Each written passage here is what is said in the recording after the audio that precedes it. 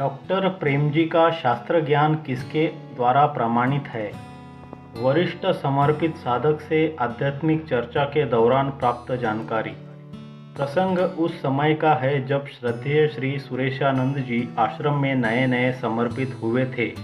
एक दिन स्वाध्याय करते समय किसी संस्कृत वेदांत ग्रंथ का वास्तविक अर्थ समझने में उन्हें कठिनाई महसूस हो रही थी। बार बार मनन करने पर भी सामान्य अर्थ तो समझ आ रहा था, लेकिन मूल भावार्थ समझ में नहीं आ रहा था। तब उन्होंने वह ग्रंथ ले जाकर पूज्य बापूजी के श्री चरणों में अर्थ संबंधी शंका का निवेदन किया, तो पूज्य बापूजी ने अपने प्यारे शिष्य को सहज भाव से कहा, डॉक्टर प्रेम जी को पूछ, वह समाधान कर देगा। इतना सुनकर श्री सुरेशानंद जी के मन में कुछ शंका हुई कि साधारण से लगने वाले डॉक्टर प्रेम जी, जिनका विषय एलोपैथी रहा है, विदेश से MBBS की डिग्री प्राप्त करने वाले, फर्राटेदार अंग्रेजी बोलने वाले, इतनी पकड़ वेदांत में हो सकती है? सुरेशानंद जी का इतना सोचना था कि पूज्य बापूजी उसी समय बोल पड़े, डॉक्टर के शास्त्र ज्ञान पर कभी शंका मत करना। धरती पर ऐसा कोई नहीं है जो उसे शास्त्रार्थ में हरा सके। वह ब्रह्मा जी से भी शास्त्र चर्चा में समर्थ है।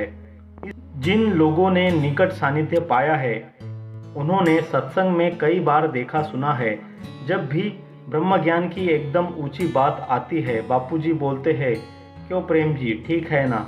या फिर प्रेम जी के टोन में बोलते हैं। और श्री नारायण साईं भी जब उन्हें किसी शंका का समाधान करना होता है तो डॉक्टर प्रेम जी से मार्गदर्शन लेते हैं। और उन्हें अपने बहन के लिए भी जब चिंता हुई तो उन्होंने डॉक्टर प्रेम जी को इस विषय में मदद करने को कहा है। तो इसलिए डॉक्टर साहब के शास्त्र ज्ञान को किताबी ज्ञान बोलने वाले यह अच्छी तरह समझ ले कि उनकी शास्त्र ज्ञान में जो स्थिति है वह पूज्य बापूजी द्वारा प्रमाणित है।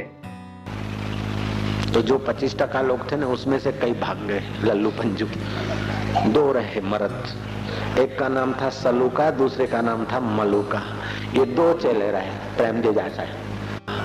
ये 2 चेले रहे प्रेम जी जैसा। सलूका मलूका 2 शिष्य थे, पक्के ऐसे खरे निकले।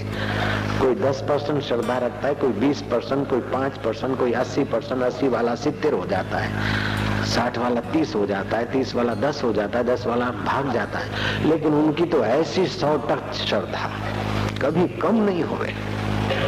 मेरू रे डगे पण जना मनड़ा न डगे। मेरू पर्वत डिग जाए तो डिग जाए, लेकिन उनकी श्रद्धा न डिगे। ऐसे वीर बहादुर